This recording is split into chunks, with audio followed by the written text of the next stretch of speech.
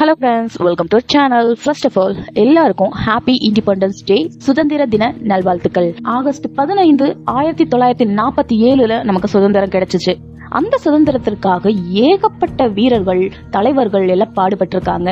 அவங்கள என்னைக்குமே நம்ம மறக்க கூடாது. ஸோ இன்னைக்கு நம்ம வீடியோல என்ன பார்க்க போறோம் அப்படின்னா, 1947க்கு அப்புறம், அதாவது சுதந்திரம் கிடைச்சதுக்கு அப்புறம் நமக்கு ஒரு 5 இம்பார்ட்டன்ட் திங் நடந்தது. அதெல்லாம் என்னென்ன அப்படின்னு தான் நம்ம இன்னைக்கு வீடியோல பார்க்க போறோம். ஸோ வீடியோக்குள்ள போறதுக்கு முன்னாடி நம்ம சேனலை சப்ஸ்கிரைப் பண்ணாதவங்க சப்ஸ்கிரைப் பண்ணிட்டு வீடியோ கண்டினியூ பண்ணுங்க. இப்ப வாங்க வீடியோக்குள்ள போலாம்.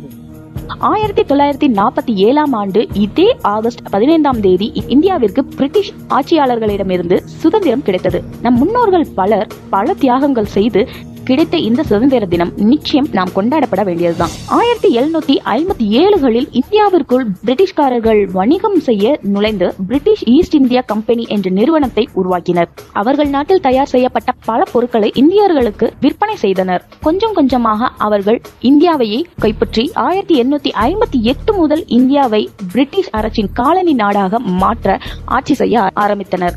இந்தியர்களை அடிமைகளாக பயன்படுத்தினர். இதனால் எழுந்த கிளர்ச்சியால் இந்தியர்களுக்கு சுதந்திர தாகம் பிறந்தது. இந்தியா சுதந்திரம் அடைய பல போராட்டங்களை நடத்தி இந்தியா 1947 விடுதலை பெற்றது.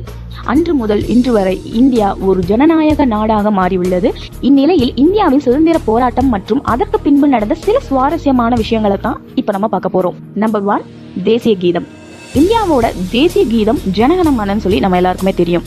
அதை எழுதியவர் ரவீந்திரநாத் தாகூர். இவர் 1911 எழுதிய பாரதோ பாக்கியா பிதாதா என்ற பாடல்தான் பின்னாளில் ஜனகணமன பாடலாக மாறியது. இந்தியா குடியரசு அடைந்த ஆண்டான 1950ஆம் ஆண்டு ஜனவரி 24, அதாவது குடியரசு ஆவதற்கு 2 தினங்களுக்கு முன்பு இந்த பாடலை தேசிய கீதமாக இந்தியா அங்கீகரித்தது. நம்பர் 2, தேசிய கொடி. இந்தியாவின் முதல் தேசிய கொடி 1906ஆம் ஆண்டு ஆகஸ்ட் 7 கொல்கத்தாவில் பாரிசி பாஷன் ஸ்கொயர் என்ற இடத்தில் ஏற்பட்டது. இந்த கொடியில் சிவப்பு, மஞ்சள், பச்சை என 3 வண்ணங்கள் இருந்தன. அந்த கொடியை 1921ஆம் ஆண்டு பெங்காலி வெங்கையா என்பவர் வடிவமைத்தார்.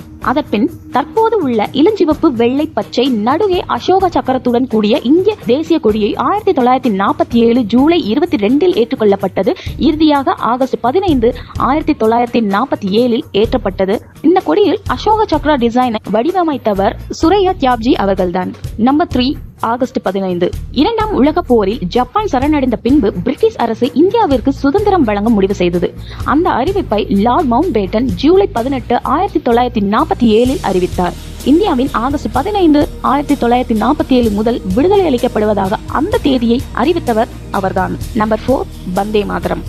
வந்தே மாதரம் நமது தேசிய பாடல் என்று நம்ம எல்லாருக்கும் தெரியும். வந்தே மாதரம் என்ற இந்த பாடலை பங்கிம் சந்திர சேட்டர்ஜி எழுதினார். இதை அவர் 1880 ஆனந்தமத் என்ற அவரது புத்தகத்தில் எழுதிய ஒரு பாடல் தான் இது. 1896ஆம் ஆண்டு இதை முதலில் பாடியவர் ரவீந்திரநாத் தாகூர். இதை தேசிய கீதம் அங்கீகரிக்கப்பட்ட அதே 1950 ஜனவரி 24 அங்கீகரிக்கப்பட்டது. நம்பர் 5, வரைபடம். இந்தியா சுதந்திரம் பெறும்போதே இந்தியாவிலிருந்து பாகிஸ்தான் பிரிந்து சென்று விட்டது. அதன் பின் இந்தியாவின் எல்லைகளை கொண்ட மேப் தயாரிக்கப்பட்டது. இந்தியா மேப் ஆகஸ்ட் 3 தயாராகி இருந்தாலும் அதை வெளியிடப்பட்ட தேதி ஆகஸ்ட் 17 தான்.